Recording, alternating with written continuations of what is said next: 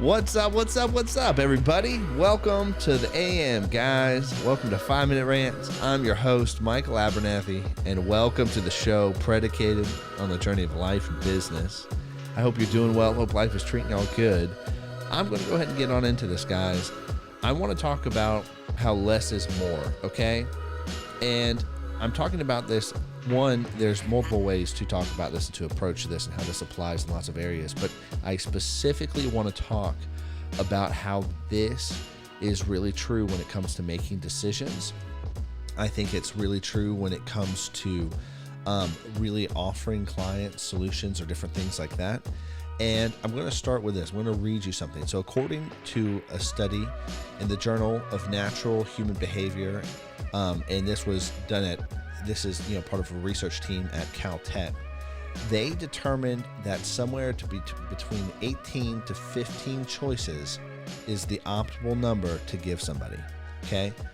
Now think about that. Like, as people, the optimal number for us to consider and weigh to make choices is 8 to 15. That's crazy when you think about how life is really endless in terms of options. And it is actually interesting how that plagues us in decision making. It plagues us in direction. It plagues us in our lives for us to be aimless. And we actually oftentimes, to me it seems, that are overwhelmed with choices, and then we don't do the work to actually weed through the choices to find the 8 to 15 things that we might actually want to do, whether it's a new job, whether it's actually what we need to do within the company, right? And if you think about that, you think about leading a business and a company from minimal amount of choices as possible and as optimal for you to make the best decision, it's like the 8 to 15. And that's crazy because most of the time there's so many things going on at once. It's very easy to get lost in the fray. It's very easy to get lost in what I call fake work. And fake work is work that is not attached to a greater good, nor does it actually produce forward momentum in your life towards your greater good and towards your true purpose. And when we have more than 8 to 15 choices, it seems to be that we get lost in the weeds and we don't know what to do with ourselves and we don't know how to move forward. And this is where less is more comes in, okay? When there are so many things to do, it is not a game of what should I do? It becomes a game of elimination. It becomes a game of subtraction. What do I not need in my life? How do I get things out of my life? How do I live in more simpler terms? How do I find the decisions I need to make? How do I actually see the options I need to do?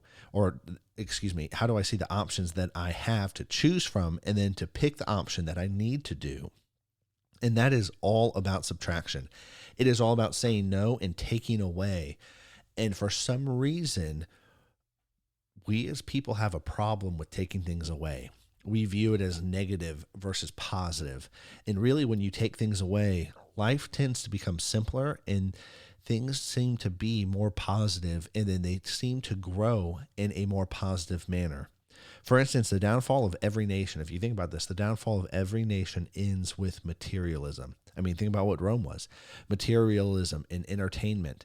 And so it seems to be that way with the human body too. If you are eating too much, if you have too much and trying to do too many things in terms of food and consumption, it ends up hurting and harming you.